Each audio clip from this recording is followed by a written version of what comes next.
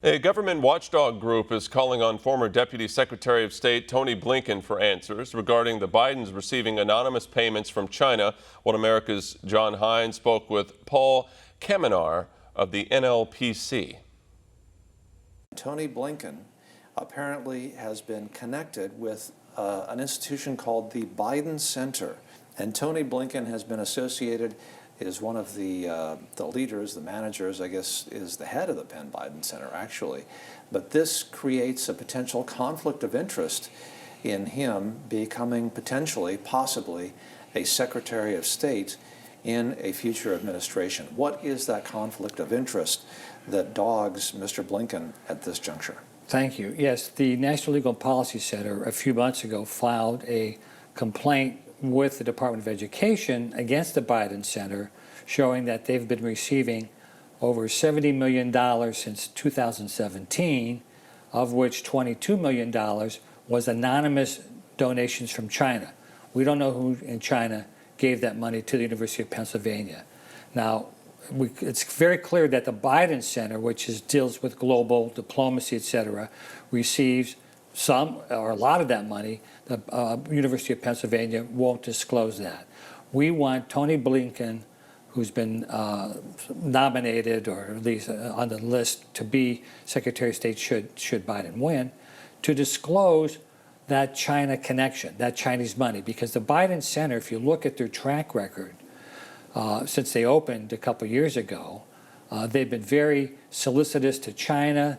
They had a big symposium earlier this year about China where they did not criticize anything about China's cover-up of the coronavirus, yet the Biden Center goes after NATO allies like Hungary and Poland for being undemocratic in the way they're treating the coronavirus, which is nothing more than what governors are doing here. So there's a problem there that needs to be disclosed.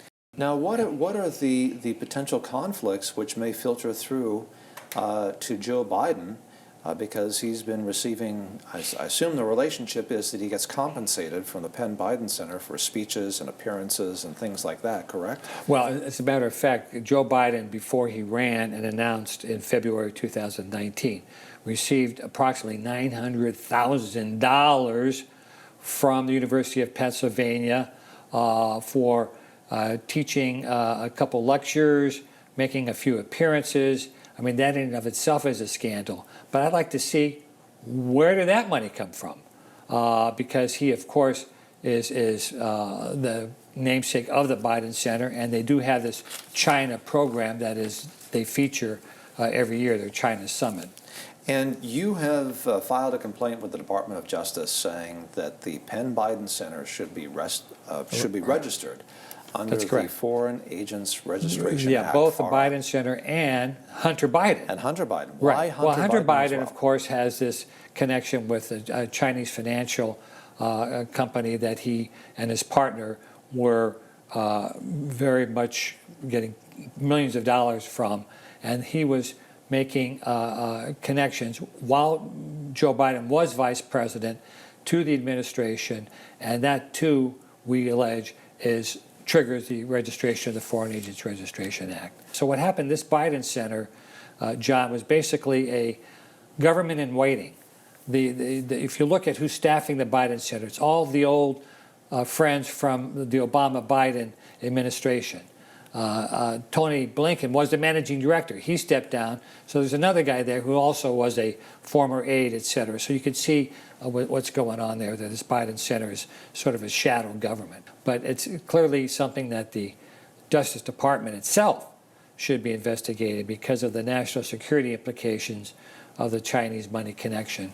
And the FBI should be looking into this as well. Paul Kamenar, Senior Counsel with the National Legal and Policy Center, thank you for joining us on One America News, sir. Thank you, John. My pleasure.